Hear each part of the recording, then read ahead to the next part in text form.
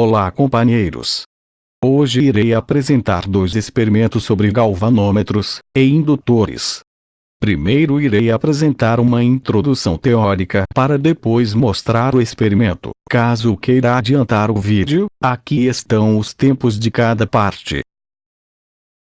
Começando pelo galvanômetro, ele é um instrumento capaz de medir correntes elétricas de baixa intensidade, na ordem de miliampere. Quando ligado a um circuito elétrico, a corrente que passa pelo galvanômetro cria um campo magnético que move o ponteiro sobre uma escala graduada proporcional à corrente elétrica que transcorre o circuito, demonstrando assim, na escala, a intensidade da corrente. O galvanômetro mais comum é o tipo conhecido como bobina móvel. Uma bobina de fio muito fino é montada em um eixo móvel, e instalada entre os polos de um ímã fixo. Quando circula corrente elétrica pela bobina, se forma um campo magnético que interage com o campo do ímã, e a bobina gira, movendo um ponteiro, ou agulha, sobre uma escala graduada. Como o movimento do ponteiro é proporcional à corrente elétrica que percorre a bobina, o valor da corrente é indicado na escala graduada. Outro tipo de galvanômetro é o de bobina fixa, sendo este o criado neste experimento. Ele é feito usando uma bobina com o ímã interno preso a um eixo móvel.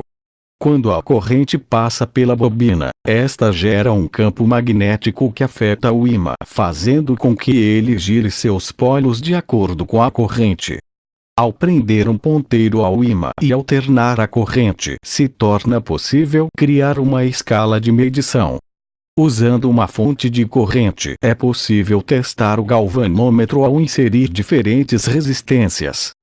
Para isso foram usados dois potenciômetros de 1 kΩ e um resistor de 100 ohms em série. Lembrando que a bobina e o circuito apresentam uma resistência interna que deve ser considerada.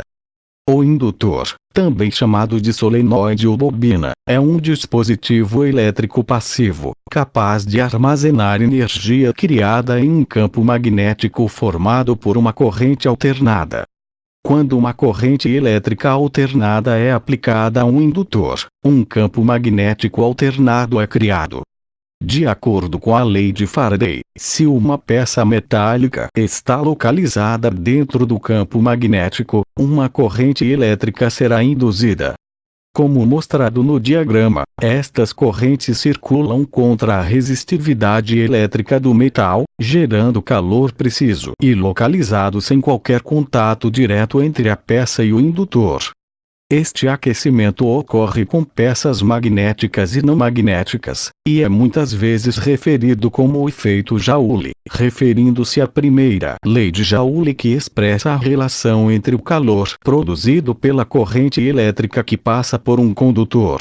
O indutor que criamos conseguiu elevar a temperatura de um material metálico para 105 graus Celsius e com isso acender um fósforo preso a ele.